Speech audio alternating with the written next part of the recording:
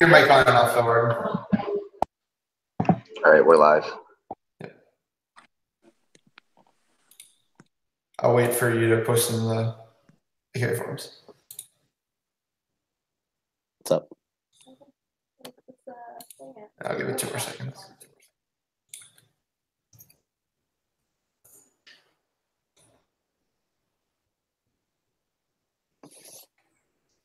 I don't see it. Are you sure you posted it?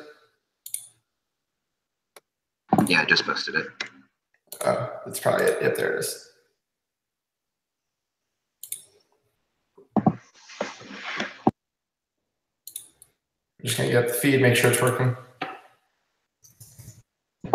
Yeah, we have 36 people on right now. Ready? Let's do it. Hello and welcome to the 8th Man Selection Tuesday show. We're here to break down all of the things that we just learned from the selection show hosted by USQ. You can go check that out. They did that on their YouTube channel.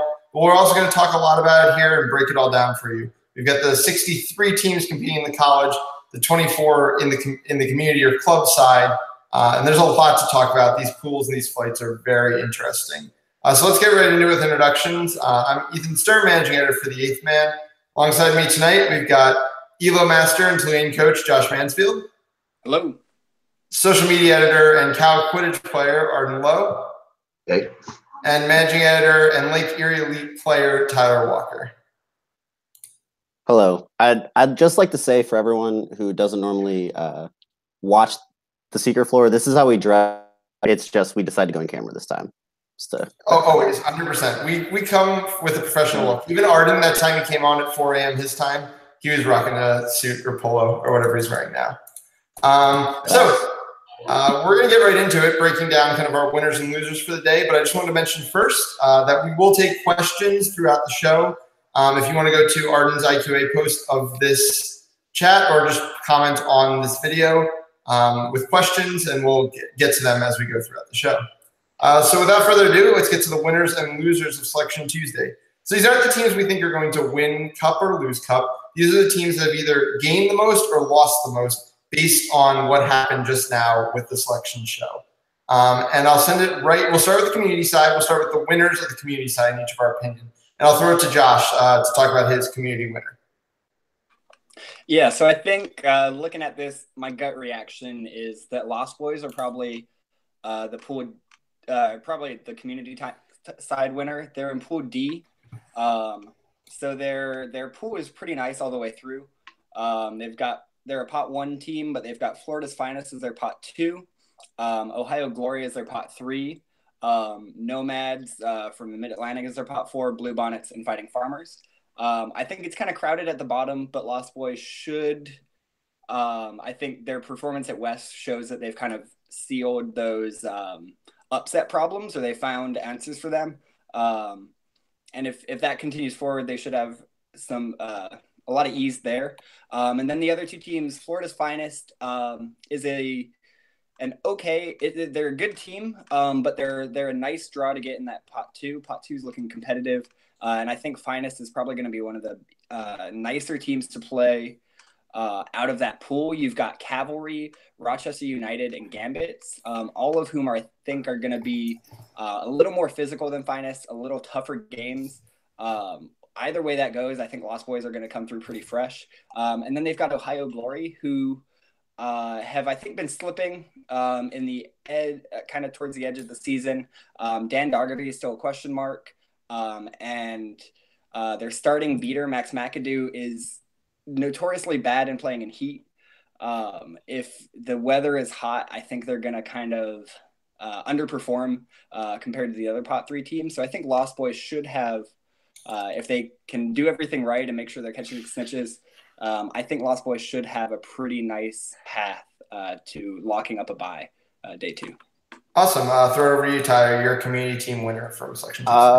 Okay, so hot take. I think Gambits actually ended up in a really good pool for them. I'm not super hype about them against Bosnia. I think Bosnia should win that game. But Siege is a team that they've already played this season and destroyed. 150 to 120, I believe. Or 150 to 20. Sorry, not 120. 150 to 20. And so I think that coming into that is a matchup that Gambit should feel very confident in. Now, that sometimes can be Achilles' heel because they are overconfident in some games, but I still think they have it enough from that trip down to Louisiana where they will be able to confidently put away Siege. And then from there, it's if they end up losing that Nomads and Bosnian game, that still puts them in bracket play. So I think this ended up being a very good spot for Gambits. Yeah, I'm going to jump in and say that I was kind of on the same bandwagon with my winner, not with the Gambits, but in that pool A, and the fact that the Nomads were kind of probably the pot one team most people were hoping to draw. I was going to say that the Bosnian Bear Sharks were the big winner. I've been on the Bosnian Bear Hype train for a long time now, I guess you could say. Not for undue reasons, though. And this is the only combination of pot one and pot two teams that could have had them looking like potentially the best team in the pool. Any other combination, they're not the best team in the pool. This one, you could definitely make the argument they are. I'm not saying they are. I'm not saying they're necessarily going to win the pool. But that's the situation they find themselves in with the draw. That's why they're my winner. How about you, Ardin? Who do you like from the winners and the com team side? I think, as you guys mentioned, pretty much the big winners. I think Lone Star pulled a rather favorable matchup. If they had drawn either QCB or Cavalry, they know they're playing in-range games. But I think at their pot three, Warriors and Rochester United, they'll match up well with the physicality of Rochester, the big bodies. And then I think they can do pretty well with Warriors in terms of just their beating style. So it could have been worse for them, but as you guys touched on, I think Lost Boys are a big winner too. But Lone Star definitely wasn't hurt in any way. All right, so now swing it back to com team losers. Josh, where are you going? So my com team loser, I'm going to say TCQC.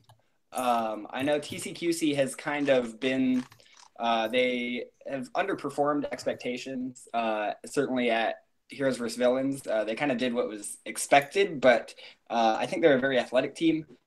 They've got some smart beaters behind them. Certainly Luke Zach has been there a long time, knows what he's doing. And I think Tad Walters is kind of bringing some fresh blood to the team, at least giving them new looks, giving them new, basically changing their play style enough to make them a really interesting team. I think they were maybe the pot 4 team that could have surprised with the right draw, which I think in this case would probably be Ohio Glory or the Bear Sharks. I think the Lake Erie matchup is not going to be their kind of the matchup that's good for them. And then just on the beater matchup, I think Tyler and kind of the full beater core that we'll see there is going to be too much for TCQC. And then any of the pot 2 or 1 teams they could have stolen a win from, there are maybe a couple, but they're certainly not QC Boston and Texas Cavalry. I think their Funky Quaffles game should be interesting. That should be a good game to watch, but I don't think TCQC will be making bracket in this system when they could have with a better draw. All right, over to you, Ty. Yeah, I'm going to stay in the same pool, but I'm going to go all the way biased and say that we actually drew the worst seed. I mean, when we were making predictions on best and worst case scenarios, both Frost and Long Beach were in my worst case scenario for the 4 and 5. Long Beach have proven that they can compete with top tier teams. Frost have as well and have plenty of talent to do so. And then, yeah, I mean, you have 2 of probably the smartest 1 and 2 seed combination you could have gotten in QCB and Texas Cavalry. I just don't see an easy game for us in this, except for maybe the Honey Badgers. So I'm going to super bias, like I said, and go with Lake Erie Elite. Yeah, you were mine as well. I think you basically drew hardest on every seed line, which makes it different than Pool C, where the top 3 are loaded, but those top 3 are 100% going to make bracket. You guys are actually in danger on day 1. No offense. TCQC is a team that's familiar with you, which is always kind of more of a concern than a team that never sees you. And Funky Quaffles, like you talked about, have been pulling upsets all over the place. It's definitely a tough draw for you guys. How about you, Ardin? Where are you going? I think I'll go against Tyler earlier, talking about the Gambit. Good. That's what we want here. I think the Nomads, they did play Heroes Villains, but it was a little funky setup because the Gambits weren't going full strength. Steve was still injured. And then Tony only played a couple minutes because they were trying to not draw Rochester. But I think that'll be a great matchup for them. But I think the Nomads are just too athletic and too fast for the Gambits. And then, as you said, Bosnia, that draw isn't great for them. And then the Siege is a manageable matchup, but DCQC could present some problems that are better that they wouldn't want in like a pot 5. So yeah, I they're an think athletic team. so I think Gambits come out of this as an overall loser. Not like a huge loser, but I think they could have wished for something better. All right, so that wraps up common for now. We'll get back to them later. Let's switch over to college and our college winners from the draw. Throwing it back to Josh. Yeah, looking at this, I think a big winner here looks to be University of Rochester.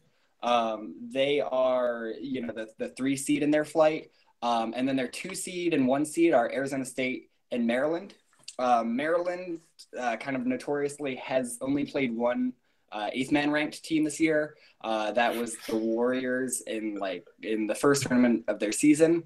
They got blown out. I'm not saying Maryland will, be terrible, but Maryland really hasn't faced tough competition this season. So I think they could be an interesting, they could easily have a mulligan day 1 and lose a game to either Arizona State or University of Rochester. And then Arizona State, while starting strong this season, they were like an early season dark horse of mine. Really kind of looked pretty suspect at West Regionals.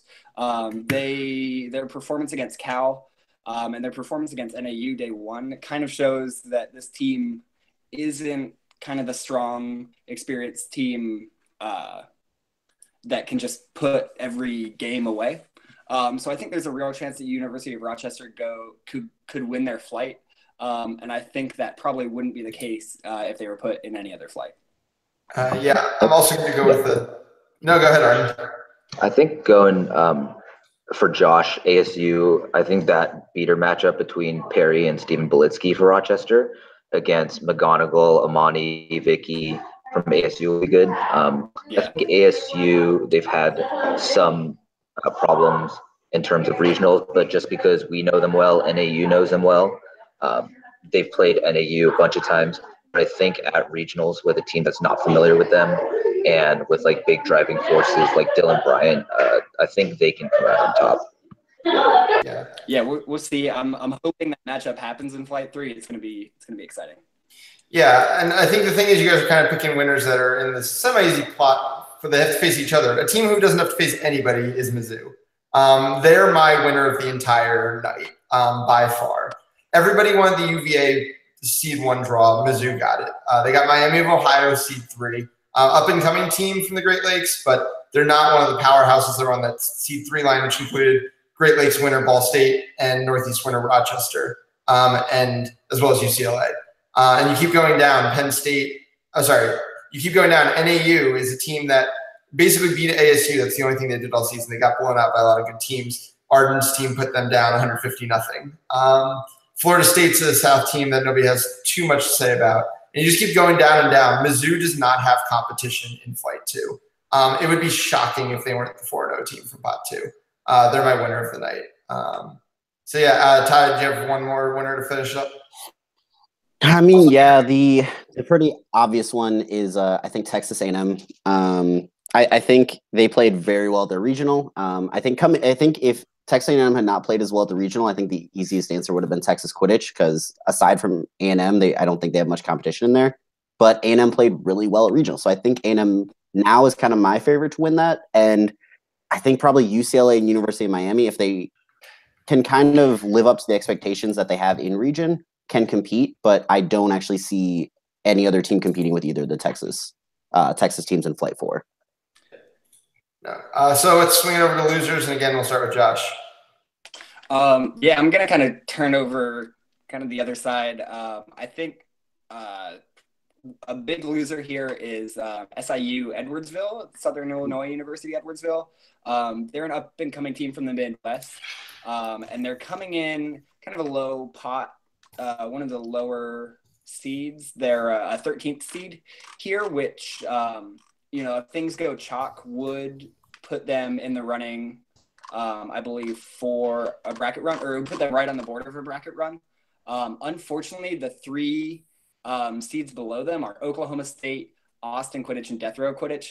Those are all three physical, hard, tough Southwest teams that I think, even if they might be able to beat one of them, I don't think they can get two wins out of those two. And then right above them are Texas Tech, who is, I think, notoriously underseeded here, and then Michigan State above that. So if they're going to make bracket, if they're going to make day two, it's got to be through one of these tough, hard-hitting Southwest teams, and I don't think those are teams a new team like SIU Edwardsville has experience playing against. Swing it over to Ardin. Yeah, so I think the big loser in this would be either Kansas or Cal.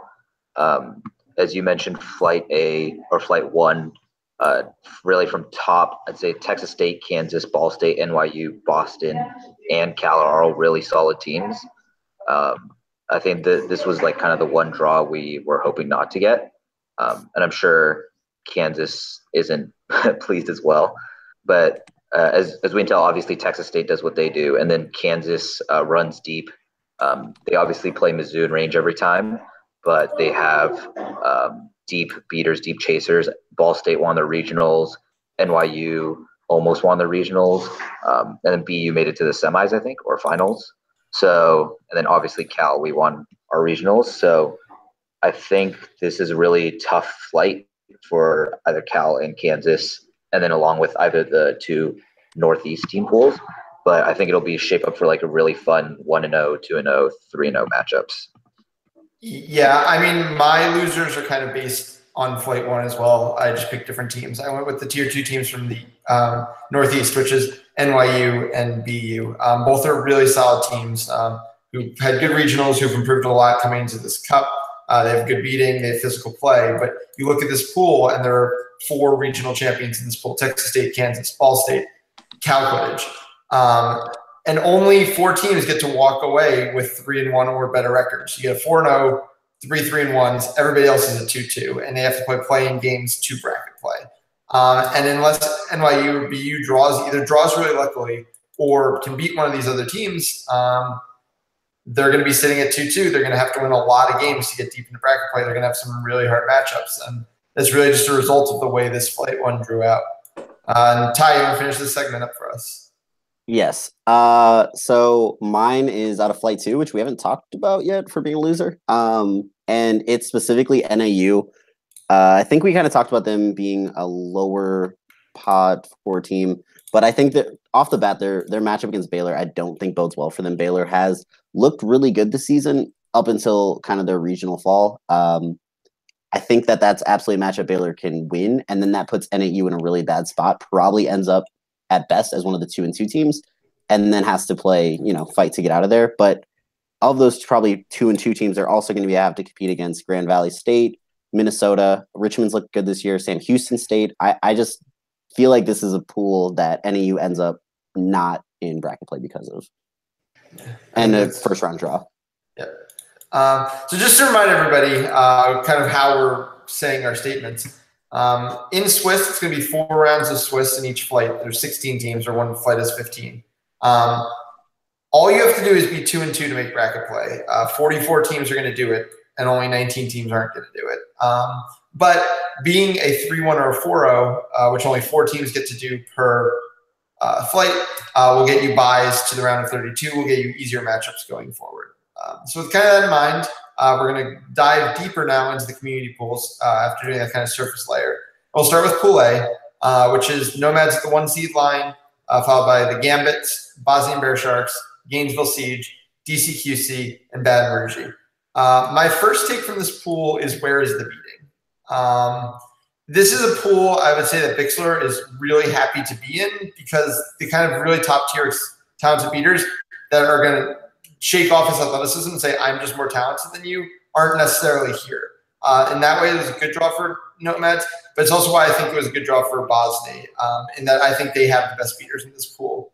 Ardin, you got a chance to see both Nomads Gambits in person. How do you think they're going to be able to kind of match up against teams who might be able to bring in a little higher level beating play? Yeah, and I think comparing, obviously they didn't have Mario or Leanne when we played Bosnia last year, but obviously Kyle's solid, and I don't think Stanford was on their roster for nationals, right? I can check, but no, I don't Yeah. believe so.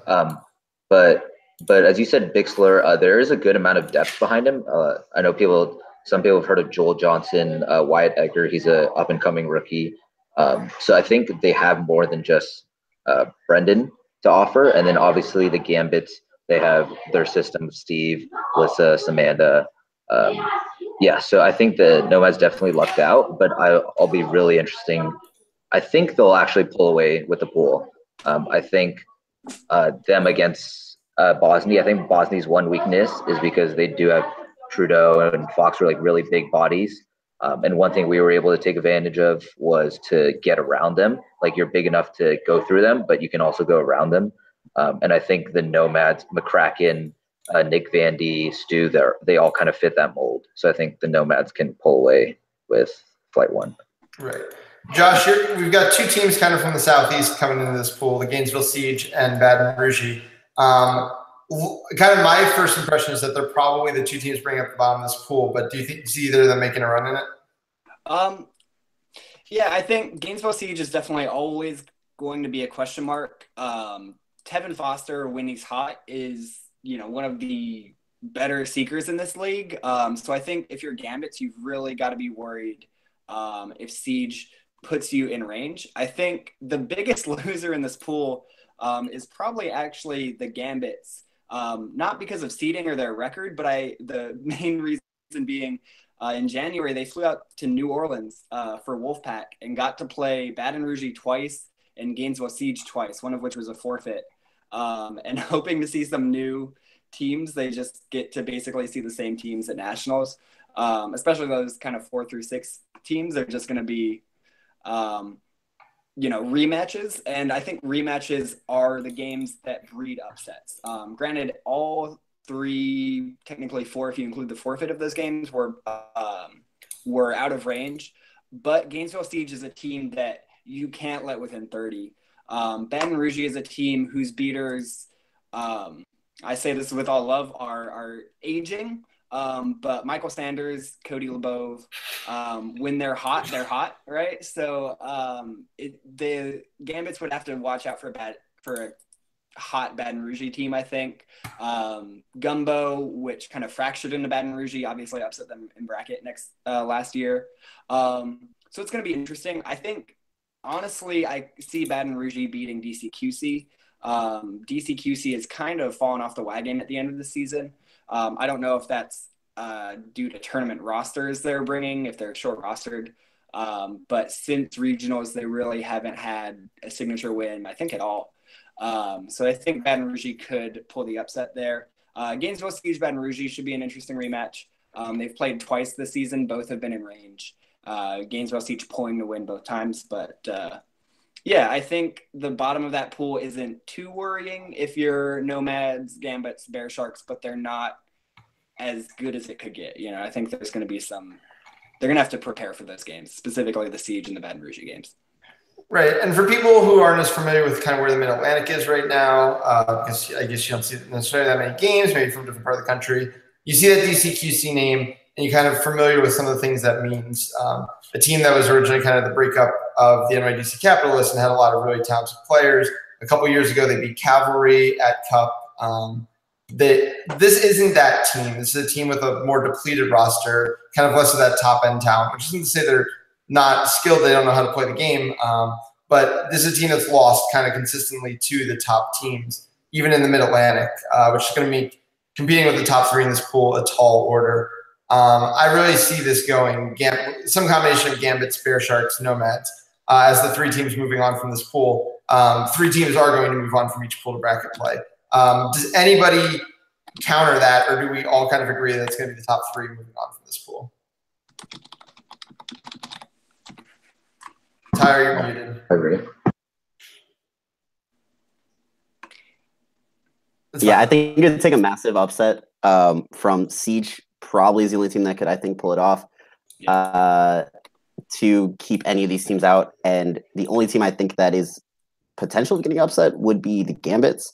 And I really just don't see that happening. Siege, you talked about, they've already played before. Josh says that they can upset because they've played before. But, Siege was whatever variation, did not want to play this Gambit's team in a second rematch. So I don't feel very hype about Siege in this, but I think if there is one team that could do it, we already talked about Tevin Foster. I mean, that's kind of the scenario that could end up not having Nomads, Gambits, Bosnia in bracket play. I'm very happy that we wore Tyler down from Gambits are the winners of the day to if a team is not going to make bracket play from this bracket, it's going to be Gambits. I still stand by that the Gambits are the winners of the day, but they look suspect after their regionals performance. Yeah, that's reasonable. The one thing I will, just to close out, the one thing I will say about Siege is they are a shooting team. They love to shoot. Nick Zikoski, Jimmy Stewart, I think on that team are both heavy shooters. It kind of showed. They kept Gambits in range for the first 5 or 6 minutes of their game, and then just their shots fell off. If they can, get that hot hand, they're going to be a dangerous team against really any team. But like you said, that it's going to take, kind of a UMBC type of shooting upset there for them to do that. Nice reference. Yeah, and the fact of the matter is Tony's still probably the most talented player in this pool, and that should go a long way for them. So we're all agreed the top 3 are going to follow top 3. So let's just go quick hits. Who order for the top 3 teams, starting with Josh. I'm going to say Bosnia, then Nomads, then Gambits. I think until I hear about somebody coaching Gambits, I'm always going to worry about what their snitch on pitch performance is. You mean coaching during the game, as opposed is what you're saying? Correct. Right? Yes, a sideline non-playing coach. Correct. Okay, Tyler. Okay, first of all, I wanted to correct Josh because the person he's thinking of is Jimmy Singer from Siege. Thank you. Yes. But yeah, I'm going pretty much the same. I'm gonna switch Gambits and Nomads. I'm gonna say Gambits end up with the 2 seed, but Bosnia is, in my opinion, pretty locked. I think for the 1 seed. I think Mario and Leanne can handle anything that the Nomads have, and then I saw a lot of like the Achilles heel, I think, of the Nomads, and they looked like they fixed it over like the course of Heroes vs. Villains and into like their regional performance. But I mean, they're going to be playing, 3 to 4 probably competitive games. A lot of chances for McCracken/Bixler to get red carded out. I think they could easily like lose a game, maybe 2 along that way. All right, Ardin. Yeah, I think that's a fair assessment. I think the biggest thing going for the Nomads is that it's just a team full of athletes. They all played football or hockey in SoCal, and where it's hot. It's supposed to rain in Round Rock, but I think them getting tired is a bit overplayed. I think they'll be fine on stamina, but I think it'll be Nomads, Bosnia, and then Gambits. All right, and I'm going to go Bosnia, Nomads, Gambits. All right, so let's jump over to Pool B. So this one we talked about is probably the deepest, also arguably the most top-heavy with QCB Texas Cavalry. So let's just start right there. Who do people like in the pool play QCB Texas Cavalry matchup? I'm going to start. I'm going to say QCB in that matchup. I think Cavalry is an incredibly adaptive team. If there is any team here that doesn't win their pool day 1 but wins it all, I think Cavalry would be the team I'd pick here. Cole Travis is a very, very good beater. I think he matches up well. We saw him last year in their Elite 8 RPI matchup. Just absolutely destroy Mario Nasa. Like I haven't seen a beater do that since 2015. So I think he's kind of the beater you want in the other beater tries to block, tries to throw. He's got a strong throw, but going up against a Max Havlin isn't really the type of beater he's played against too much. The closest thing would be a Jackson Johnson, especially this season in that Cavalry Lone Star matchup, and in that obviously last season in all the Texas State versus Cavalry games. I think Cole does a little worse against a beater who can match his throw. So that will probably, if that goes one way, I think QCB wins the pool. But if Cavalry beats them again day 2, the game will go the other way, with Cavalry kind of taking a pause and resetting and adapting.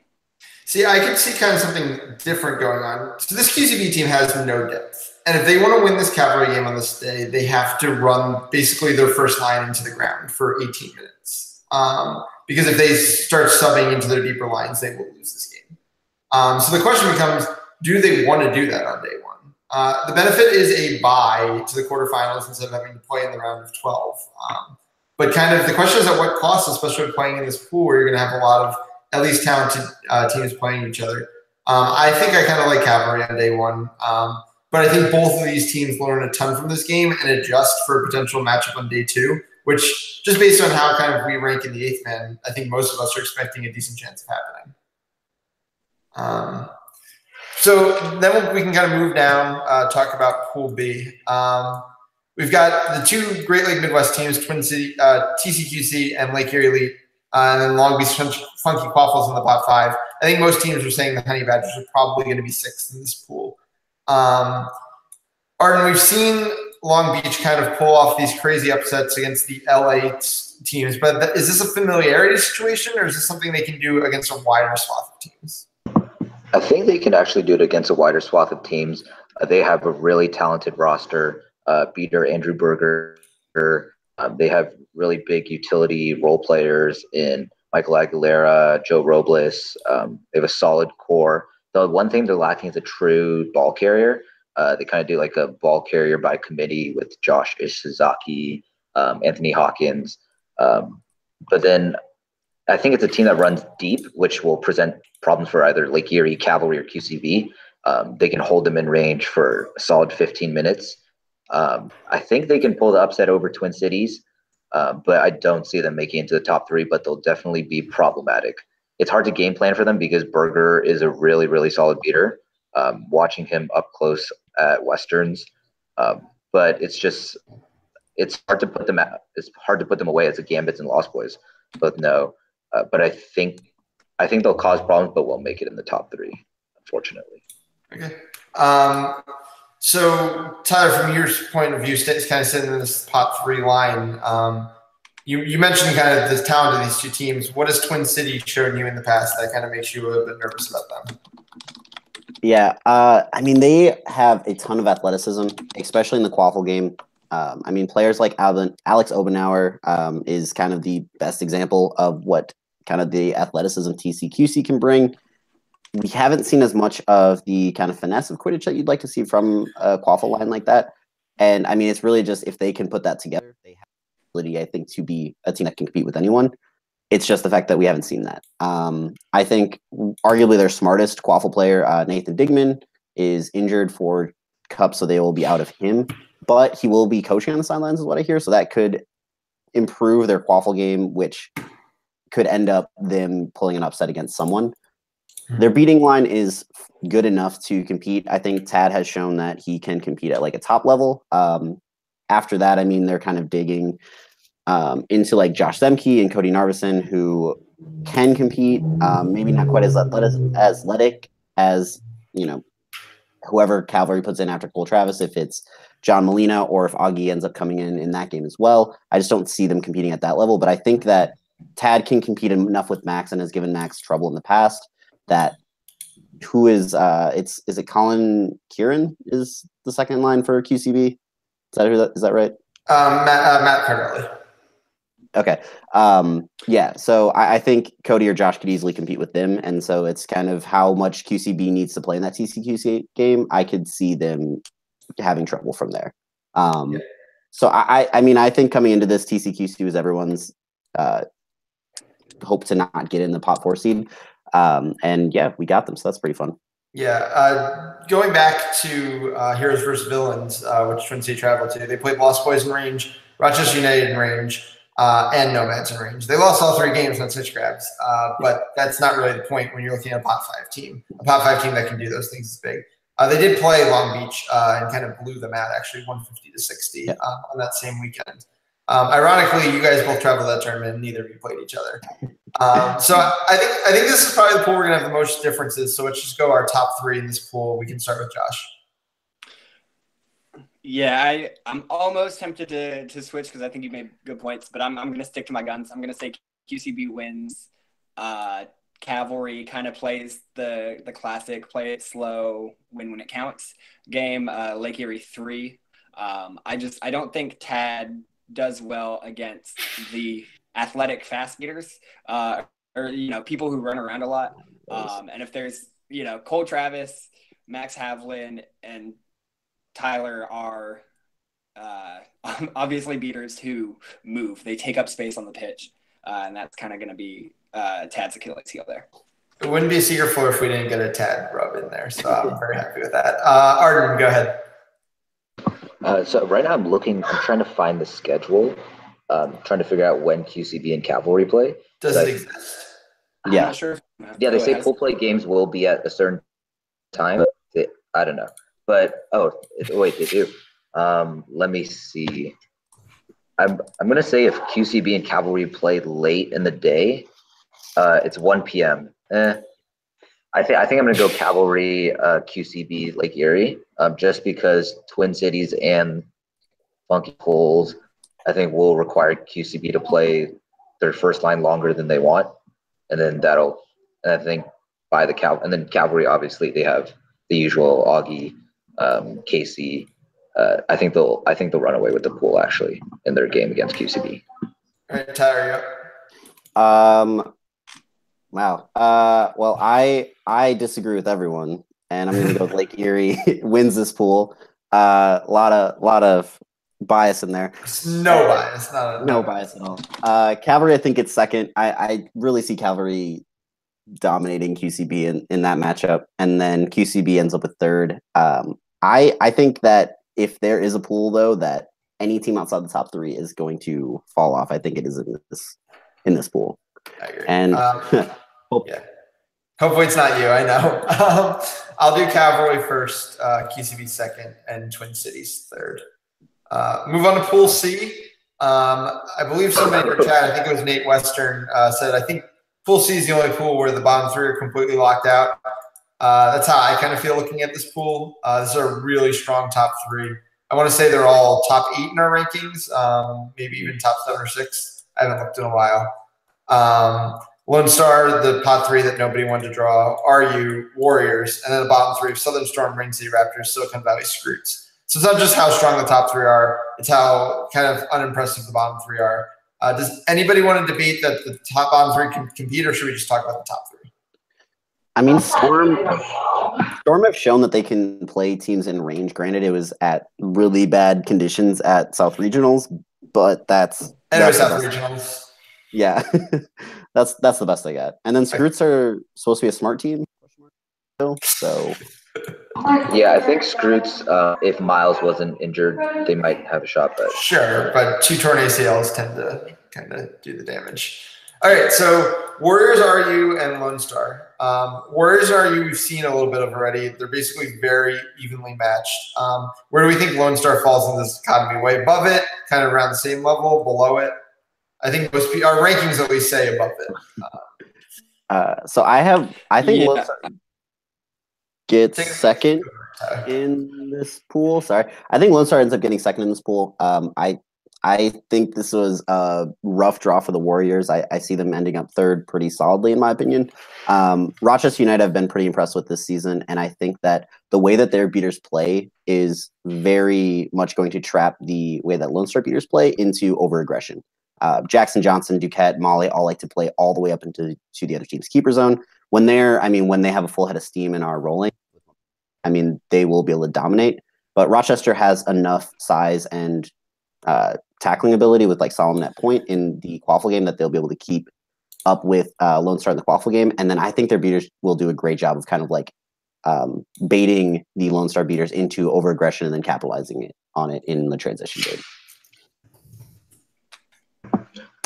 Yeah, I think that's fair, but I think so. I mean, yeah, go ahead.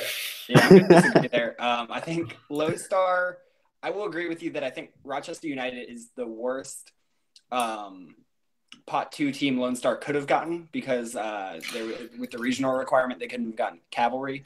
I think Rochester is probably the hardest they could have gotten, but I think honestly that RU style of play is something that you see a lot from Cavalry. and Lone Star has played Cavalry a lot this season. I think Lone Star will be ready for that slightly physical but clean passing game where their beaters, tend to be a little more conservative, can make work of good beaters. Lone Star's just played that style against Texas Cavalry and shown they can do well against it. I think Cavalry's kind of a slightly more refined RU at this point. I think Lone Star. I don't know if that was a critique of RU or a diss, or sorry, a boon to RU or a diss of Cavalry. But continue. No, I think Anyway, I think Lone Star runs away with this pool. Warriors, unfortunately, at Alamo Cup, we didn't get the Warriors Lone Star matchup that we kind of wanted. Watching those two teams there was kind of night and day. Lone Star put it away pretty easy against Warriors looked like they were struggling against teams. Obviously, both teams played Texas in range, but I think on the course of the day, Lone Star looked like the better team. I think Rochester just won't have the depth to stay with them. And when you add on top of that, the fact that Lone Star is going to have probably the most rowdy cheering crew at this tournament, just because all of their friends are likely going to come out, drive 10 miles down the road. And Lone Star has a lot of fans in the area, either past players or, people just from the Austin community. I think Lone Star is going to have a huge steam of hype in this tournament that's going to be hard to beat. I think you're underestimating what Texas State's fan section is going to look like. Fair. Okay, I will qualify that as in the community team. Community team, yeah, that's totally fair. Yeah, I'm worried about Rochester because of what I saw at Heroes versus Villains, which was a team that's always been very heavily reliant on Shane, but with Shane not 100%, that was still being too reliant on him. And maybe he'll come out 100%. Correct. So we'll see how he comes up at Cup. We'll see how kind of everything comes back together. But that's a lot to do at Cup against two really good teams in Lone Star and Warriors. I did misspeak before. Warriors and Rochester dodged each other at Oktoberfest, so somehow they didn't play each other this season. But I imagine this is going to be a well-balanced game. These are still players who know each other well. Both teams are going to have strong game plans for the situation. I think the Warriors could be sneaky in this pool. I think they're very familiar with both the other good teams. I think they can come up with solid game plans, and I think this is the best Warriors roster we've ever seen. I'm not sure if I'm confident enough to predict them winning the pool. I think I still have to like Lone Star rolling out of their own beds 20 minutes before the tournament starts with all the talent in the world. But I think this Warriors team is definitely scary. So let's just go really quick. We know we're all doing these three at the top of the pool. Let's just do orders really fast, starting with Josh. I'm going to say Lone Star, then Warriors, then Rochester United. Okay. Tyler? Rochester, Lone Star, Warriors. Ardin? Lone Star, Rochester, Warriors. And I'll do Lone Star, Warriors, Rochester. All right, so the last pool, basically the first thing we said on this podcast was that the Lost Boys were the winners of the night. And I agree that they were in the comm, but I think Josh beat me to it, so I said somebody else. This is not the strongest community team pool, to say the least. It is Lost Boys, Florida's Finest, Ohio Glory, Nomads Quidditch, the Mid-Atlantic version, 290 Blue Bonnets, and Fighting Farmers of America. And beyond the Lost Boys, who, after they showed at West that they could actually score and put teams out of range, I'm confident they can do it in this pool.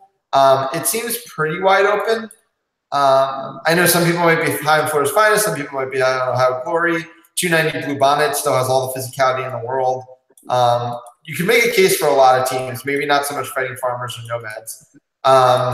So I guess we can start with Tyler. Are you high on Ohio Glory, or with all the kind of recent information coming out about them, are you a bit low on them, even in this pool? So I'm pretty high on them for this tournament. If this ended up being the tournament where it's pools of 8, I think that they struggle. They are not deep enough to contend with that. But this team, when they've been renditions of BG, has always played really short rosters and ended up making pretty deep brackets runs. Last year, they maybe played with 3 beaters throughout the tournament and ended up in the Elite 8 in range against Texas State. So I think that this Ohio Glory team can absolutely compete. I think their Lost Boys game is going to be interesting. I think that's the one game that I think their depth is really going to hurt them. But the rest of this pool, I feel like they come in second pretty easily. Does anybody want to go to bat for Florida's Finest, or do we have to grab Pitts to do it? Yeah, no, I'll go to bat. I think Florida's Finest, we maybe don't give them enough credit. I think Ryan Davis is a very underrated seeker. She went up against two good seekers at South Regional Championship, and I believe had a perfect snitch range record. I'd have to double check that though. I think having a good girl seeker is going to be a huge boon in terms of snitch on pitch play, when they might be able to run a 2-beater set and a more physical quaffle line. They're getting Sean Snipes back for nationals. How rusty he is in Quidditch still remains to be seen, but I am sure he's still an athlete, and that's kind of going to be that Florida's Finest style. They're going to put a lot of athletes on the pitch. They're going to play athletic, strong, up-paced Quidditch. And, this year, for the first time ever, I think they've got what's actually a really good seeker kind of helping them. So I think I don't have them above Lost Boys. I could see them beating Glory, though, and not being too surprised by that. Can you talk about 290 Bluebonnet, too? Because I think you're the most familiar of anybody here. Sure. Bluebonnets are... they're certainly not a bad team. They're kind of the League City Legends light. So, they've got the Rich Kemp, they've got Springs LaFoy, they've got Kevin Tran, Zach Pickett at beater, Lauren Magera. They've got a lot of players. Probably, ironically, of all the teams in this pool, they probably have the most national champions and finalists. I don't think that's going to, that experience is going to help, but I don't think it's going to carry them very far. They are a pretty shallow team, and they know it, so they tend to play incredibly slow. I think that slowness is actually going to help the teams above them. That means for Lost Boys Finest Glory, that Bluebonnets game isn't going to be the physical, tiring game that you might expect given the Bluebonnets roster. I'm not going to count them out, especially with what I think is a relatively easy pool. I think it would certainly be an upset. But between them, Farmers, and Nomads, they're probably the team that could upset Glory, Finest, and Lost Boys just on experience. The thing is, just looking at those four teams, all the players on those teams have been playing together for a long time, right? So it's not, I don't think an experience bonus is really going to help them against teams like Glory, that's basically Bowling Green of old, Florida's Finest, who's kind of been together having a similar roster for a long time, and Lost Boys, who have obviously have that MLQ chemistry and just have kind of played this lineup for the past couple of years. Yeah. And I mean, we were talking about this Florida's Finest team, and just looking at the results this season, any team with a pulse has kept them in range, which makes me very scared for them as a Pod 2 team. Because like this Bluebonnets team has talent, this Ohio Glory team has talent. I don't think they're necessarily a strong 2. I think this really doesn't even have necessarily a strong 2 throughout it. I don't know, Ardin, if you think Fighting Farmers have a shot at getting into the top 3, or if they're just going to be looking for a win here or there. No chance. Yeah, and I kind of feel the same way about Nomads Quidditch. So we're looking at these top 4, but beyond Lost Boys, it seems very wide open. The good news for Lost Boys is they should get a nice quarterfinal spot and a decent chance to get into the Final 4, which I think would be an accomplishment for this team, given expectations at the start of the year. I don't even know about that. What do you think about the Glory Lost Boys matchup? I think if I really want to see the Lost Boys shorten their line. Yeah, having Doug Tran and Cito can play a long time, Jamie, Turtles, but I think Glory can hang with them. I think Glory, I don't know, what do you think, Tyler? Yeah, I 100% agree with that. If if Lost Boys kind of stick with their normal pattern where they're going to play probably like 3 lines deep at the beater position, I think that can work against someone like Max, who's probably going to play probably like 18 plus minutes, depending on how long the pitch goes. So they absolutely can do that and like be okay. But I think you're right. I think shortening it up, keeping Cito on the pitch as much as possible with Doug Luby and Turtles. I think that that 4 is going to really be. I think that would absolutely run away with that game for the Lost Boys. Yeah, I mean, Cito is going to just be going through all the tape of all the things you've done to Max over the last few years, like all the different ways you've attacked him. Like he's not going to get caught off guard by this. Right. Yeah. And you guys are right that like them going to their deep lines could potentially be a bit of an issue, but I just like don't necessarily see that much reason they need to if they don't want to. Because when is this game? Do we know? It's Sunday morning, so last game. It's Sunday morning. That's rough. Waking up Sunday morning on U.S. Nationals weekend is not the most fun. So Sunday morning also has Nomads, Bosnia, and QCB Lake Erie. And Warriors Lone Star. Yeah. All at the same time, unfortunately. So wait, all these games are being played at 10:30 on 12 different pitches? Okay, let's drop this whole show and figure out how these games are going to be ref staffed. These games there's going to be a lot of interesting games here. Warriors Lone Star, like we just said, Lost Boys Glory. There's going to be a lot of, I think. But who is staffing these games, Josh? Right. That's what I'm going to say is, there are enough college refs to ref all that. That'll be fun. I think there are a lot of good college refs. I'm hoping that doesn't become an issue where, we kind of have to scrape, the bottom of refs who are willing to ref. Because I think if some of these important games don't get the reffing staff they kind of demand, it could be unfortunate, especially that Lost Boys Glory game will need to not just have a good head ref, but a lot of the play is going to be in the beater game, right? So you're going to need good ARs on that crew. You could say the same with Warriors and Lone Star. It should be interesting. But I think the Lost Boys should be fine equipped for this Ohio Glory game. I just don't know if Glory's going to be able to score enough points. And could it be in such range? Yeah. The other thing is there's a world where Lost Boys go 3-1 and win the pool outright with 3 teams at 2-2 or something like that. I got the numbers wrong. These teams are playing 5 games. They go 4-1 and there's 2 3-2s and a 2-3 and then go 5 or something. This is not necessarily a pool that's going to be won by a 5-0 team. Okay, let's do predictions really quick. Start up with Josh.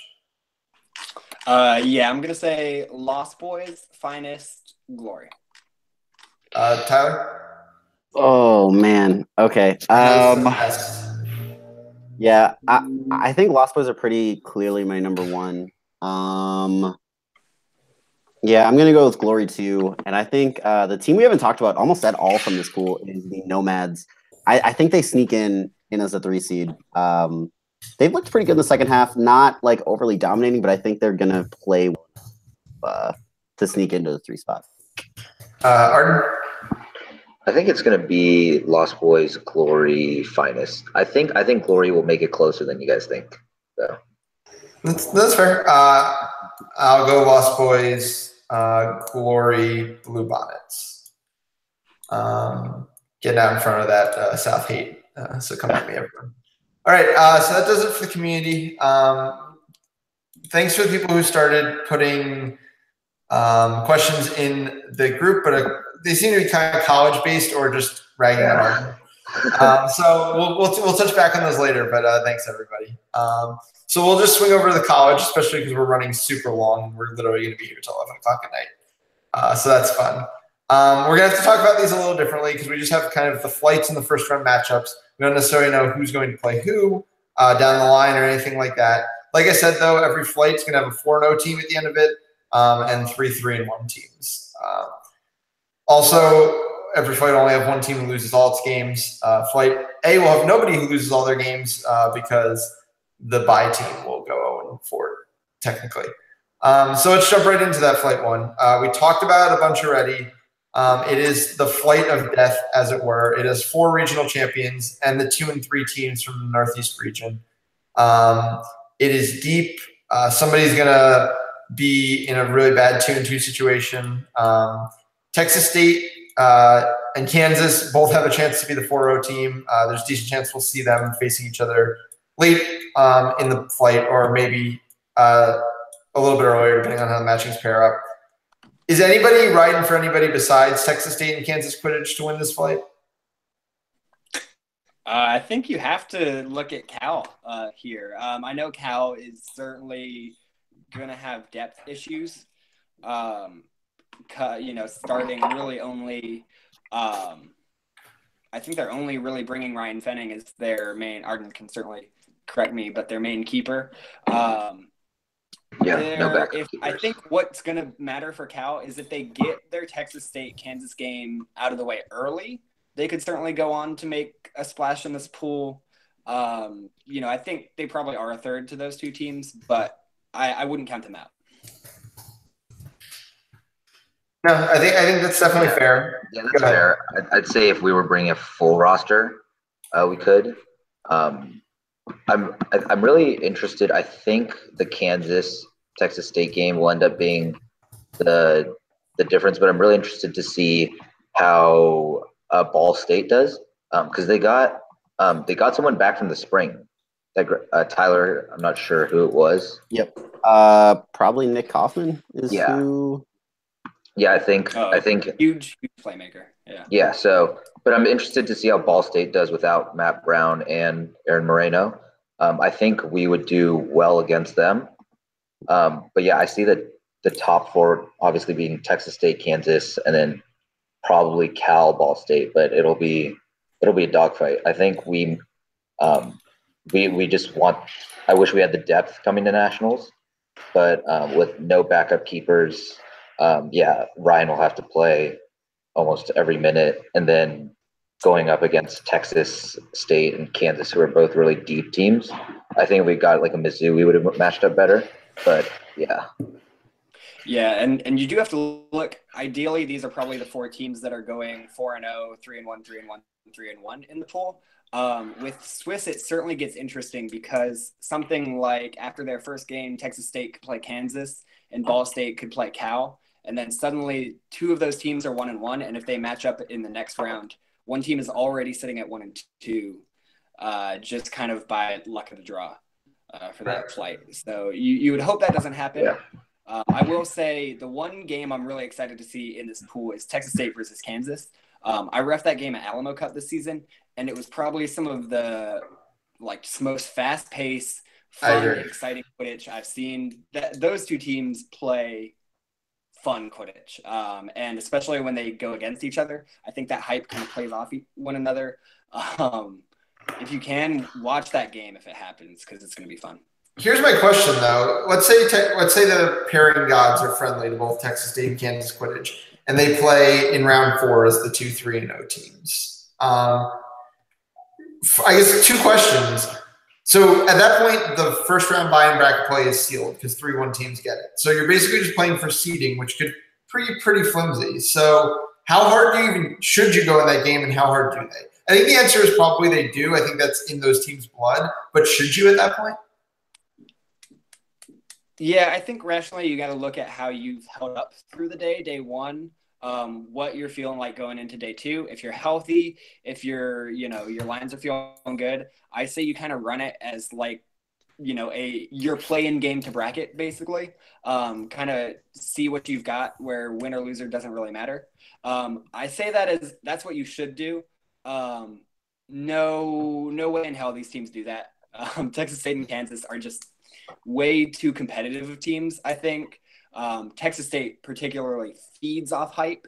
I don't think there's any game Texas State would play where they say before the game, hey, strategically, we should kind of take this one kind of slow. Don't worry too much. I just don't think that's a mentality the Texas State team knows. Wait, you're saying that the Texas State team that's super slow World Cup 8, the last time there was Swiss, is not going to play slow this time? World Cup 10, yes, they would do that. I think a lot of that came from the strategic mind of Jackson Johnson. This year's Texas State team, is surprisingly new. I mean, a lot of the people leading that team have played before. You still have Ryan Naraki, you still have Bailey Fields, but that team got a lot of pickups from Sharknadoes that just exist on hype. They're probably the most hype-based team at this tournament at this point. So I don't see a situation where Texas State strategically lets off the gas pedal, is what I'd say. You go ahead. Oh, I was being facetious about that comment, but so I think Kansas plays like 100% like the way they would play, but it's not gonna look like how pretty much like I feel like any other college team will look playing 100%. This is a team that at their regional championship in the final game they know they have to play more games, like 18 deep. So I think if this Kansas team is able to bring 21, they're gonna go 18 deep in that Texas State game, and they're gonna play that like if they were playing in the finals against Texas State. So I think regardless, you're going to see 100% from Kansas. And that issue of kind of what Josh was talking about, like how banged up teams are, whatever, I think you're going to see that more from the Texas State side, which could end up leaning to Kansas, which, I could easily see these two teams ending up back in the finals of the collegiate division. So it might, not really matter in the end. Yeah, exactly. Hey, Josh, what do you think about Sam Houston?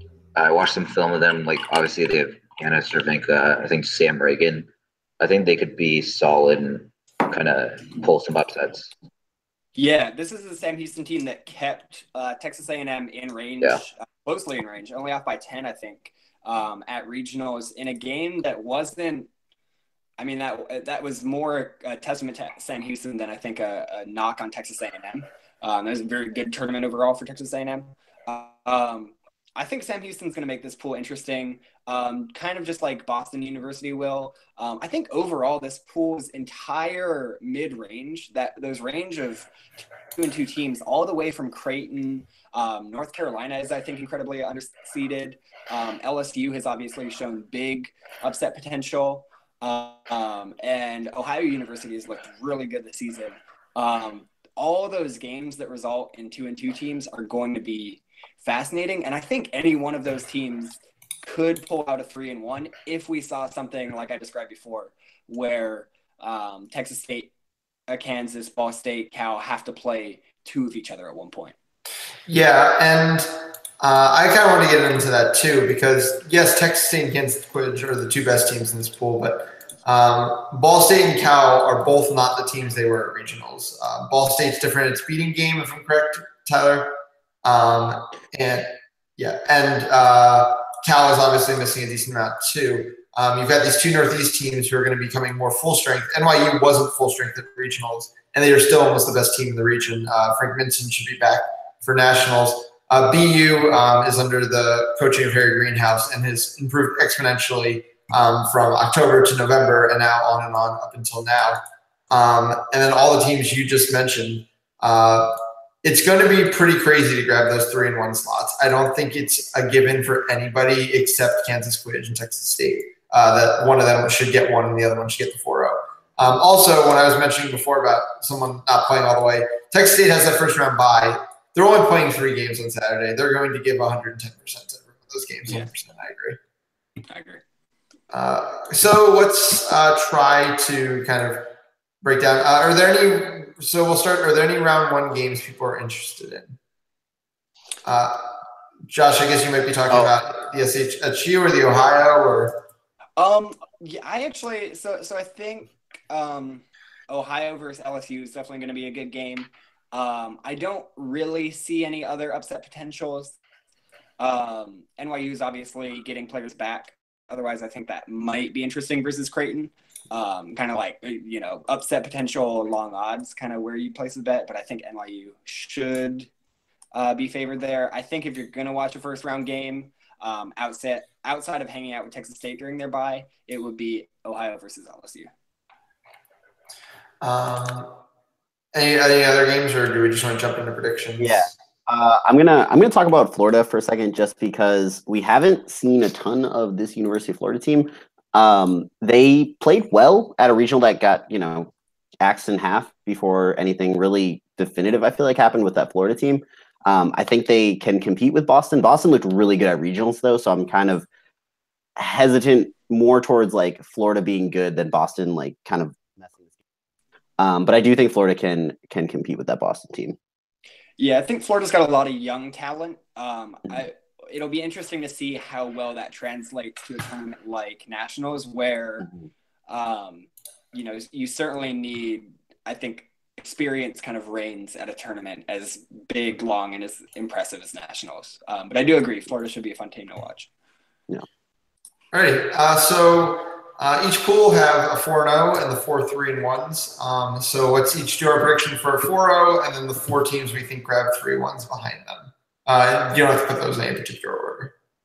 We can start with Tyler. Oh my gosh. Okay. I think Texas State ends up getting a 4-0, and then Kansas, Ball State, and Boston with 3-1s. There's one more. It's 4 3-1s. Oh, then Cal. Yep. Ardin? Yeah, I'm really interested to see how people in this pool match up with Naraki and De La Fuente when Texas State runs their double mail set. I really don't see any team that can kind of compete with that. So I think Texas State 4-0, Kansas, Ball State, Cal, and the 3-1s. Pretty straightforward. Josh? Yeah, Texas State definitely the 4-0. I'm gonna say Kansas, Cal, and Boston University as the 3 3-1s. There's a fourth one. There's a fourth one, Josh. I'll put Ball State there, but I will say I think one of those teams doesn't go 3-1. I think those are the 4 most likely, but I think one probably gets upset by the field, basically. I'll be a contrarian and say Kansas, because I'm not sure Texas State is even going to stretch its muscles by the time it plays Kansas. Like, there's a world where Kansas plays a real game, Texas State has a bye, and Texas State has to play their first game of the tournament against Kansas. Or there's a situation where Kansas wins the first game, plays somebody real like a BU or an NYU in their second game. Texas State plays the worst team that won its first game, like let's say Ohio, beats Ohio. Now Kansas Quidditch is all warmed up for this game. Texas State's played nobody. I think those things might just favor Kansas a little bit. So I'm going to say they're the 4-0 team. Texas State will be one of my 3-1s. BU, Ball State, and NYU. Yeah, I think something that's really going to be big is the home field advantage for Texas State. And Texas, obviously, they worked hard to get the bid in Round Rock. But I think really with college teams, even more so than club teams, is really not having to travel will be really big. All right, moving on to Flight 2. We all kind of highlighted this as kind of the Mizzou runaway pool because of kind of the weak draws on almost every seed line. Tyler, you've been high on Miami of Ohio in the spring semester. Can you just kind of give your 30-second pitch on them and why you've been high on them and what you think they can do in this flight? Yeah, I think that this team's biggest strength is the amount of athleticism they have at the quaffle position. They are probably about like 8 or 9 people deep who I think can play lockdown defense on the defensive end and also have a really clean passing game. They are still pretty deep in the beater game. Still trying to figure out a secret, but it sounds like last weekend they kind of got that. And if you're going to have a secret get hot, like this is absolutely the time.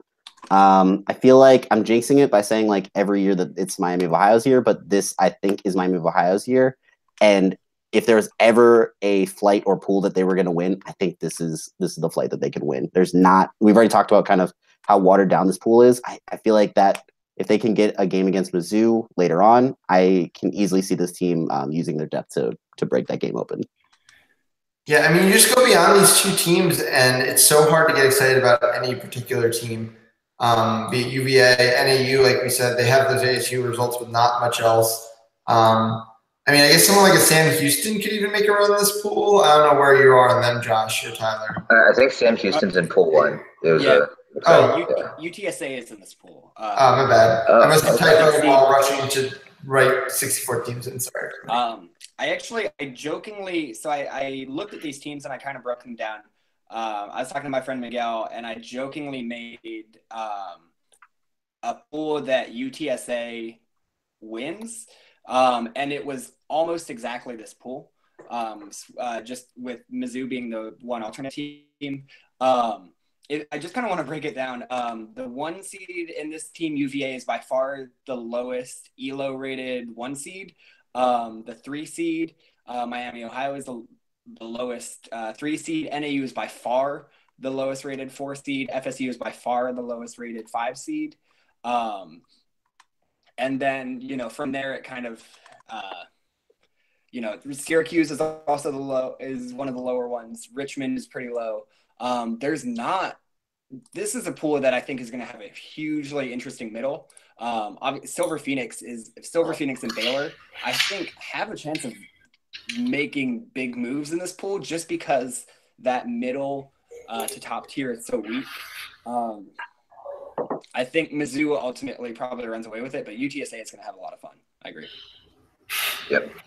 Yeah. I mean, looking at their earlier games from this year where they actually beat Cavalry in qualified points. Obviously, Cavalry wasn't at full strength, but yeah, I think Mizzou runs away with this one. I think NAU, everyone's pretty down on them. We saw quite a bit of them at West Regionals. They're one of the most exciting teams in the nation.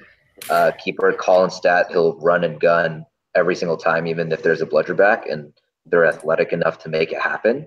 I think I'm higher on them than I guess like the ELO, depending on like who they bring. But they have an experienced 4-year veteran beater, Adam Beller. I think they could take honestly like the 3rd spot or 4 behind UVA maybe. But yeah, I think how they play will surprise a lot of teams. All right, so let's get into predictions for this pool. Are we a clean sweep on Mizzou as the 4-0, and then who do people want to pick as their 3-1s? We can start with Josh. Okay, so I'm going to be contrary here. I'm going to say UTSA wins this pool. I think y'all forget that UTSA played Mizzou to overtime, and I think what ended up being just a 10-point game at Alamo Cup. I'm going to say UTSA gets the upset. Mizzou goes 3-1. Miami, Ohio goes 3-1. And then I think, honestly, looking at the rest of the field, I'm going to give UVA a 3-1. I think they should sweep out with it. And then I'm going to give Silver Phoenix the 3rd 3-1. Silver Phoenix is looking really good right now. And, though they're technically a B team, they certainly don't play like it. Tyler? Yeah, so I'm going to start by, again, disagreeing with Josh. I feel like that's what I do every time I follow you, man. I'm really sorry. But this was a Mizzou team who traveled X amount of hours to get down to San Antonio when UTSA is playing in their backyard. Granted, this is still another tournament in Texas, so, less, but this is actually like a tournament, Mizzou cares about theoretically more than Alamo Cup. So I'm going to, stick with Mizzou as my 4-0. 3-1s, I'm going to go Miami, Ohio. I think UVA does end up getting that, and then UTSA. And my last one, super stretch, is actually, I think, going to be Minnesota. Kind of looking through the rest of this, I think that Syracuse matchup is a really good matchup. And then from there, I think they can win games against Richmond, Florida State, NAU, to be able to get into that 4 or 3-1 spot. Ardin? God's plan. Yeah, I think Mizzou 4-0, UTSA pretty close. I think also, I don't know if we mentioned this earlier, but Virginia was a pretty big winner out of all the college teams. They could have drawn a lot harder 2, 3, 4, 5 seeds. So I think UVA's 3-1. I honestly have no idea what the last one, other than such a crapshoot in the middle. It's craziness in the middle for sure. Yeah. NAU, maybe? I don't know. Yeah. I'll say Mizzou as the 4-0, UVA, Miami of Ohio, UTSA, and then like flip a coin beyond that. I'm comfortable with anything you guys said as a potential remaining 3-1. I'm going to make a shout out to Silver Phoenix. Silver Phoenix made bracket last year at a combined World Cup. I think Silver Phoenix can repeat that performance again. Awesome. All right, we'll jump into flight 3. And this flight is definitely, like, we kind of had our very clear tops in the other ones. I think we could all end up coming up with different answers for who we think is going to win this flight. It's very up in the air. Maryland, obviously, we've already heard that Josh is not the highest on Maryland, but this is a team that basically just wins Quidditch matches. They're kind of, I guess they had a hiccup last year, definitely at Cup. But in the past have had a good amount of success. You have this Arizona State team that has made waves. They won West Regionals a year ago, but didn't have the most exciting West Regionals this past time. You got University of Rochester, who won the Northeast Regionals. who are people highest on out of those three, or is there a fourth team that people are interested in as a potential flight winner here? Yeah, I'm personally high on Arizona State. I think I said this on a Secret Floor a couple weeks ago or a month ago, but I still think that Arizona State is the deepest beating college team, and they're in a pool where there are some pretty talented beating teams. So I think that they have an advantage over someone like University of Rochester, who I think Perry Yang and Perry Wang and Stephen Belitsky, who I probably messed up both of their names, so that works because I think they're probably the best beating duo in college right now. But after them, I mean, it really drops off. And so it's kind of another situation where does Arizona State play University of Rochester? And I think that game ends up being for the 4-0. Yeah, I agree with Tyler. I think ASU will pull that out in a close game. I watched more and more of Bassam recently, and he can like distribute it too, but I think ASU just runs really deep at beater. So once Perry and Steven get tired, it's a huge drop off compared to ASU. You have Ryan and Vicky up top, and then you still have Cassandra and Amani, and then even you get down to their third line, Caleb, he's decent. And Jared, Jared Bailey also. Oh yeah, Jared. Sorry, I forgot. Jared's like the all-around utility. But yeah, that's I guess what I'll say about ASU. I'm pretty low on Maryland. Obviously, like most of the film of them is like a month into the school year, but I think ASU and Rochester was a really bad draw for them. I think it'll be like a pretty big wake-up call. But I still see them going either, depends on, of course, how it shakes out with Swiss, but I could see them going 2-2. I think Utah State is a sleeper team.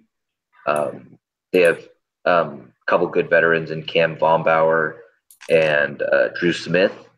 I could see them taking 3-1 too, or 2-2 solid. Yeah, I'm definitely going to go harder for Rochester than you guys did. I think Arizona State, we kind of saw them come into nationals last year as this undefeated team, and it just wasn't that impressive an effort.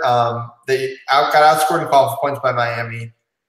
They got destroyed by Kansas in bracket play when all was said and done. They also lost from 1 star, but that's fine. I'm not blaming them for that. They scored that Nomads win this year, but I don't think West beating is the strongest. I don't think these beaters have seen beaters like Perry and Steve in quite some time at this point. I think that can be a bit of a wake-up call. That said, I think Arizona State and University of Rochester both have good enough beaters to really get to Maryland's beaters, who I don't think have the level of experience or talent that these other two teams have. I agree with you. It's going to come down to Arizona State and University of Rochester. I'm just falling more on the University of Rochester side. That's fair. Yeah. I think Maryland, as a team, that what they were really praying for was no good beaters in their matchup. And I think with Arizona State and University of Rochester, they got the strongest beaters that they could have gotten of those two. Yeah. 3 seeds. Yeah, Maryland's going to get torn apart. They get lucky. Wow. I still see Maryland going 3-1. I think their couple game carries them through. I will say Maryland has only played 3 snitch range games all year. And that really, out of 27 games, they've played 3 in snitch range. That really worries me because I think winning or losing snitch range games gives a lot of value to a team just in what you're going to see at nationals. And if you don't have that experience, if your beaters haven't had those situations where they made the wrong decision, it's not burned into their minds yet. And if that wrong decision comes at nationals, it can be game over for any kind of hopes they have there. Yeah. And they're just going to benefit. The 4th seed in this pool is a Penn State team that Maryland has blown out twice already this season. The 5th seed is Central Michigan, who basically is taking care of business most of the season, but doesn't have too many wins against better teams. Just looking through their schedule, you can speak more to it, Tyler, but I feel like it might be a bit of a stretch to call for upsets there. And then you've got a couple Northeast teams who are solid, but don't necessarily have the level of athleticism of Maryland. So they kind of fall lucky in that they probably don't have a good road to a 4-0, but they're in good shape for a 3-1. Any lower seeds that anybody's interested in? This pool, I feel like, has a bit more of a fall off than the last one we talked about. There's some Southwest teams down there, but I wouldn't say it's teams at the level of the Silver Phoenix. Yeah. I think Central Michigan will do really well, I think, against the top of the pool. They play a style of game that is made to keep teams in range. And the kind of fallout from that is we've seen in the second half of the semester that they've been kept in range a lot against teams like Bowling Green, who you really think that this is a team like should be out of range. So I think that like the way that they play, they can compete with Maryland, maybe Arizona State, Rochester. I think they can definitely win a game against Penn State. But I mean, it's really going to be also kind of the opposite of that, where someone like Utah State or even like Texas Tech can easily, I think, keep them in range, and it's going to be tough for them. But I do see Central Michigan as a 3-1 team personally. Yeah, I will make a point for Texas Tech. I think just looking at ELO ratings, Texas Tech is probably the most underseeded team in this tournament. Actually, them and Oklahoma State are kind of 1 and 2. Okay. So this pool should be interesting. That said, I think it's actually got a really strong mid-tier. I think Maryland, ASU, Rochester go 1, 2, and 3. But you've got Penn State, Central Michigan, RPI, and Tufts. And like Ardin was saying, potentially Utah State, that are going to be kind of a pretty difficult wall to get through. Any 3-1 bid has got to go through one of those teams. And all of those teams, I think, are not the teams you want in those seedings. Tufts has gone 0-8 in the last 2 cups. Nobody should even bother film scouting them. Just ignore that. It'll be fine. I heard Tufts is being coached by Nick Jablonski at this point. So even more reason not to scout them. Come on. Just move along. So that what I can assume that means is they'll just take a bunch of shots from like 12 yards out. They're all going to end up in 2 goals and probably 12 turnovers. They'll also have every inch of their body taped up in like orange neon. Okay, so I think we've kind of highlighted, but like we've touched on it, but I think Central Michigan Texas Tech might be the game of the first round on the college level. Yeah. Most definitely. Yeah. It's definitely one I would want to watch. We've basically mentioned both sides of it already, and winning this game is going to be a huge boost for one of these 2 teams. So definitely where I would go. I don't know if anybody wants to talk about the matchup itself, or just want to talk about the fact that it's probably the most talented on both sides of the ball first round. How does Central Michigan's beating look without Slater? He graduated last year. Yeah, so they'll probably stick with about 3 meters. They do a lot of what the Nomads from the Northwest do, just not as much athleticism behind it. So it's going to be pretty much David Banis and Matt Long on the pitch, and then behind him, David Weir and Matt Booth. And they're really just going to camp a lot on their hoops. They play pretty aggressive on the offensive end, but I mean, their entire game plan is to keep ledger control, and they do a very good job of it. They play a very paced game and wait for essentially their beaters to clear out lanes before one of their players drives from some spot on the field. All right. So let's just go down the line and do each of our 4-0s and 3-1s. I'll start. I think as much as I said U of R is a winner here, I'm going to say Arizona State goes 4-0. I think their senior class has had a lot of nationals disappointment, basically from World Cup 8 forward. I think that kind of culminates in them coming out and taking this more seriously than any other team in the flight. I think Arizona State goes 4-0. I'm going to have Maryland, University of Rochester, RPI, and between Central Michigan and Tufts, I'm going to take Tufts just because they've got the easier first round matchup as the 4th 3-1 team. Cool. And I think Rochester wins the flight, as we talked about before. Arizona State, Maryland. I'll go with RPI as well, and then Central Michigan. Alrighty, so we'll move on to the final flight of the night. Thank you to everybody who stuck with us. We appreciate the viewers we still have. And this is the UT flight. It's not necessarily the easy draw that UT always gets, but we'll see. They could just get super lucky in the teams they get paired about. It'll be a usual UT draw. But it's not the most difficult. Miami's the 2 seed, UCLA's the 3. And you kind of get a drop off there with RT. But A&M is lurking in the pool as well. So it's kind of – I'd say there's a top tier here, but it's not necessarily at the top seed lines where it was in other pools. You just kind of have to look around for it. Do we think UT waltzes here, or do we think there's teams here that can give them problems? I mean, we saw A&M at regionals give them problems. That is fair. They did beat them. Yeah, A&M's my team to win this pool. I think that if you don't get A&M at that, 6th seed, I think this other 6th seed that they end up with, this is 100% UT's pool. But yeah, I'm going to go with A&M in this one. As somebody who's seen both teams, I'm going to take Texas in this pool. I think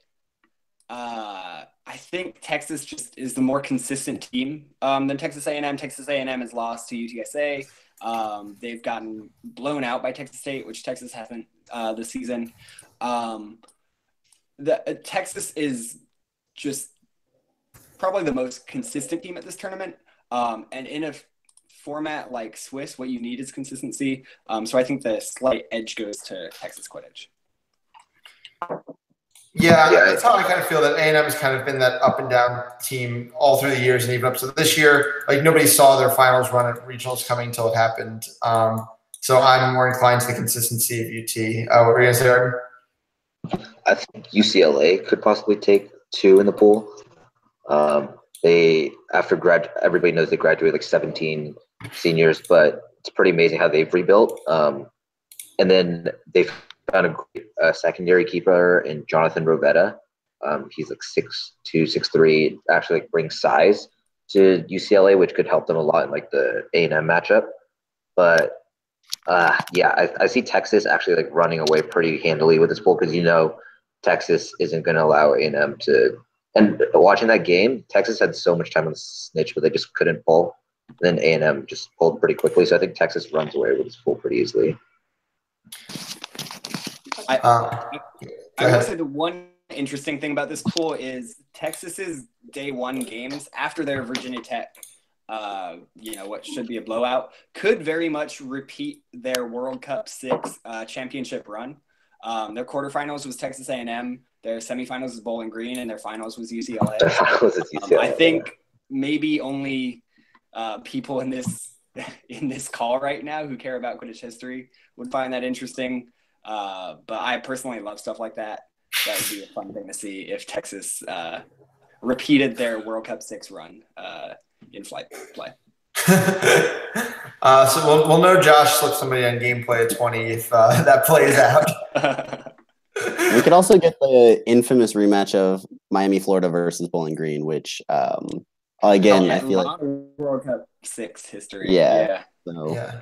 So old. For those who don't know, Miami contested the catch by sitting on the pitch for like a half hour after the game. It was a lot. Sorry, I was just looking through here. Miami, Florida, University of Miami, Florida. I feel like we've played this game many times through the years. Are any of us that hype on them to potentially compete even for a 3-1, or do they seem more like a 2-2 team? Yeah. So they're seeded as a pot or as a 2 seed here. ELO wise, they're the 20th ranked team, which would put them as a 5. Barely a 5. Could potentially even put them out of 3-1. I think they lucked out getting that 2 seed, which is going to help them here. But I've seen them play. They have a great quaffle game this year. I don't think their beating talent is enough to kind of carry them through what UCLA can throw at them, what Texas A&M can definitely throw at them. And I think Michigan will probably outclass them in the quaffle game. Michigan's been steadily improving through the spring. I can see that, but at the same time, it's so hard for me to get hyped about the South region until they really do something on the national stage. Admittedly, I'm not hyped about the Northeast team in this pool either, so we can all be equally unhyped here. Bowling Green, what do you think they can do in this pool, Tyler? I think the regional team Bowling Green, I could see ending up with a 3-1 seed. The Bowling Green team that they will be bringing nationals, I think is going to struggle to find themselves in a 2-2 game. especially with their first matchup. I think that Macaulay team could easily beat Bowling Green. I think it'll be a close game. I'm not saying that Macaulay's going to walk over Bowling Green, but I don't think that's a favorable matchup for them, like as opposed to, I don't even know, like a Sharknadoes team or something like that. And from there, I think if they lose that game, I don't see them kind of fighting back to a 2-2 situation. That's fair. Also, just something I was looking at the schedule. Flight D, their last Saturday game is at 9 p.m. It's scheduled for 9 p.m. Yep. So does that mean like they'll be at the field till 11? Those games are always really rough. Yeah. Yeah. Especially teams have to stay in ref. Yeah. Yeah, especially in Swiss play where, if one thing goes wrong in Swiss, it has it has huge ramifications throughout the rest of the day. Yeah. All right. So let's kind of pick here our 4-0 and our 4-3 ones. We can start with Josh. 4-0 Texas, 3-1 Texas A&M, UCLA, Michigan, and gosh, this is hard. I'm gonna go with RIT. I think I think that fifth place is gonna be up for grabs, but I think RIT has shown maybe the most impressive results from this season. Tyler? Yeah. Josh, is this still a thing that Texas has never lost to A&M at nationals? Is that still hold true? Yeah, so that happened. They beat them at 5. They beat them at 6. They beat them at 7. And then they haven't played since, I believe. Okay. I'm gonna stick with Texas A&M. I think they break that curse this year. I feel like then it ends up being those two for the 4-0. And then I'll go with Texas Quidditch as 3-1, Miami, UCLA, and then Michigan round out the 3-1. Oh, sorry, I had that wrong. Texas A&M actually beat Texas at World Cup 5. That was my mistake. That is true. Ardin? Yeah, I think I'd say almost like the most straightforward pool in my mind. You just have, I think, the top, and then second tier A&M, UCLA, and then Miami, Michigan are 3-1s for me. Yeah. And then RIT next. I'll get to mine in a second, but just want to respond in the chat. People talking up Miami and saying I was talking a bit low on them. You're talking about a team that beat Michigan in overtime with 2 catches and played Mizzou in range, but I'm talking about a team that played Macaulay in range and the Richmond Ravens in range.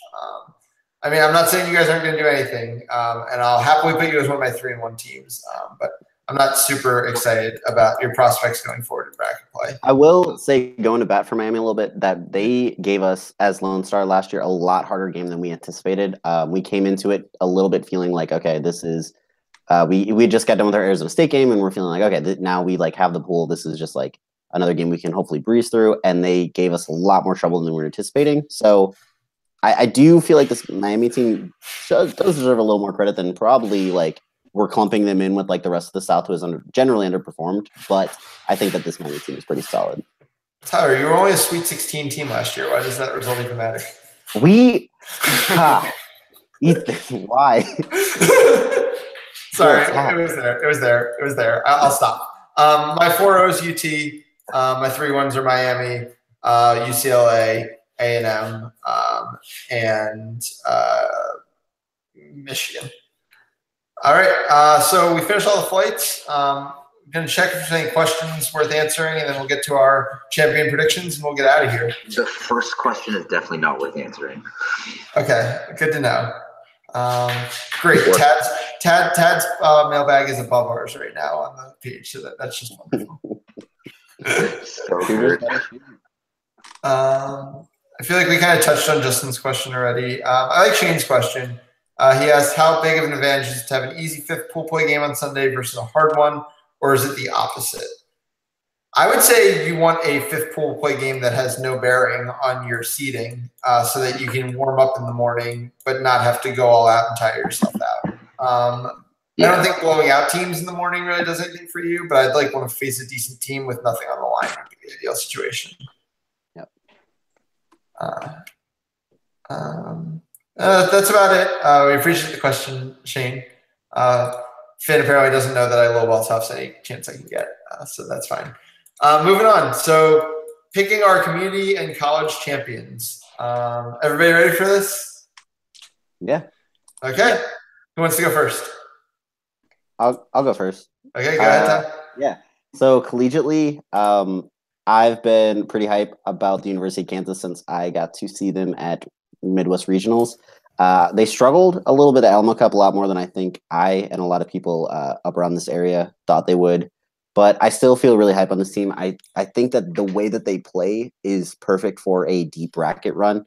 Like I already talked about, they are super willing to go 18 deep in even the most important games. So, they're going to have players rested for those games that realistically, don't matter, like that first round, and get up plenty of players experience for when inevitable injuries or whatever keeps players out of games, like, rulings and stuff from, those things.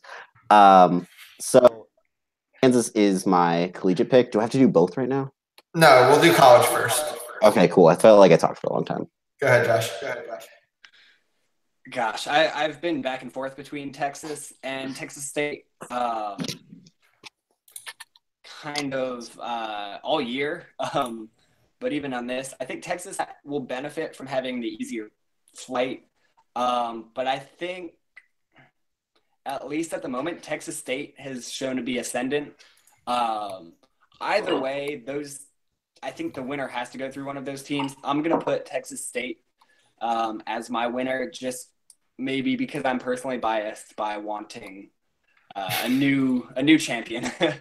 As much as I love the Texas team, there are still at least a couple people on that team who have national titles where nobody on the Texas State team does. So I think they would be pretty hyped for that.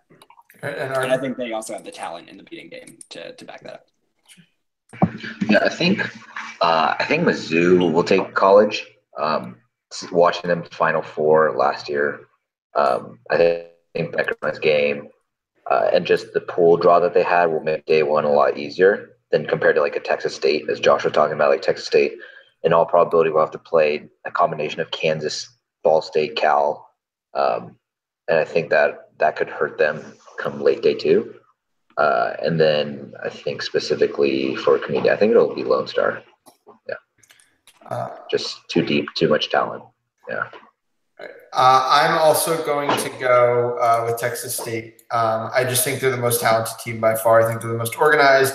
They're going to get a bye on day one. They have to play 3 games. They have the home field advantage. They get to sleep in their own beds. Just everything is coming up Texas State for this tournament. They should be heavy favorites. If I was going to Vegas them, they'd probably be plus 150 to win the whole thing before the tournament even starts, in my opinion. I'm going Texas State. Swing it back to Tyler for community. I feel like there's no other team I can say besides Lake Erie Elite. So I'm gonna act like Lake Erie Elite isn't playing in this. I appreciate that, Tyler. But everyone at home, including especially my team, should know that I am choosing Lake Erie Elite. So there is not an uprising on our hands. But if it's not Lake Erie Elite, I really think that this is the Lost Boys' chance to win this thing. I just like what they've started doing with their passing game. I think they're deep across all the positions. They're missing Peter Lee, but I still think their beaters are deep enough to be able to hang when gets late into bracket play. Beating wise, I don't think there's a team that they're outclassed against, and like I said, their quaffle has learned how to kind of play within themselves, kind of play to their abilities, and I think that is incredibly valuable. Hey Tyler, I don't know if you can answer this or if you want to, but are Jason and Jeremy coming to nationals? I know they didn't come to Heroes Villains. Jeremy Bettner and Jason Bowling, I'm assuming, will both. Yes, they will both be there. I'm assuming that's what you're talking about. Okay, that's big. Yeah. Cool. Ardin, do you want to go into your Lone Star, or did you cover it already? I just think they have too much talent. That's fine. In their backyard. Yeah. Josh? Yeah, so for the fourth year in a row, I'm going to take Lone Star to win it all, which I guess is the only surefire way of guaranteeing that they won't end up winning it. But no, I honestly think this is the most complete Lone Star team we've ever seen. I was initially dubious when they said they were picking up Jackson Johnson in the beater game, how well he would mesh. I think he's meshed incredibly well. I'm sure huge thanks to his time on the Austin Outlaws for that. But their beater game is clicking in a way I don't think I've ever seen the Lone Star beater game clicking. Duquette, who, in my opinion, I think had an off year last year, is looking back in kind of his top form this season. He's really impressed me as someone who, has played against him for a couple years now. I think this is probably Duquette's best season. Obviously, their quaffle game has perpetually been their kind of piece de resistance, but they've really balanced it with the beater game and finally picked up seekers. They got Craig Garrison back, and they've got TJ Goley, and between the two of them, they can really offer a lot of looks with Jonathan Rowland as kind of filling in the gaps on different types of snitches. So I think Lone Star is more complete than ever, I think. I can't not choose them, but I'm sure some crazy stuff will happen and they won't end up winning. Yeah, that's fair. What's the last? I'll tell you later, John. All right. I will probably go with Cavalry. It's just so hard for me to pick against Augie and what his teams do and what he and Cole have been able to do in the quaffle game and the beater game. Until I'm proven otherwise, I mean, they have just as much home field as Lone Star does. They're going to get to wake up in their own beds as well. And I think they're going to see QCB right off the bat. They're already familiar with – they're going to have a game plan for Lone Star already. They're going to get to see QCB on day one in a game that's not going to matter that much, and they're going to be able to game plan through that for the next game. And I just don't see that many other teams challenging them. I don't think a team like Lost Boys has the athleticism to contend with Cavalry. So I'll take Cavalry. So that is going to do it for our show. That went a lot longer than we were planning on it. So shout out to the 67 viewers that stuck with us through the whole thing. Wow. Sorry, y'all. And yeah, so we'll have lots of 8th Man content for the next 2 weeks, or Dallas will be really mad at us. So we'll probably, and we have to see her in 2 weeks, so we'll probably make content. So check that out. And we'll see you all at Cup. We'll probably be doing a live show Saturday night is the plan to talk about the day one goings-ons. It didn't work out last year, so we'll see if we can pull it off this year. Thanks everybody for tuning in, and have a great week. Wait. Tyler wants to say something. Yeah. So I'm just really happy that I didn't get the Warriors because I don't have to play against Lindsay Morella, and I just wanted to give a shout out to her. That's it. Hi. Awesome. That was it. I'm also excited that Tulane didn't get the Warriors, so we don't have to play against the Warriors. Yeah, you really didn't need to see Warriors in that. Okay. Good night, everybody. We'll see you in a couple weeks in Texas. See ya.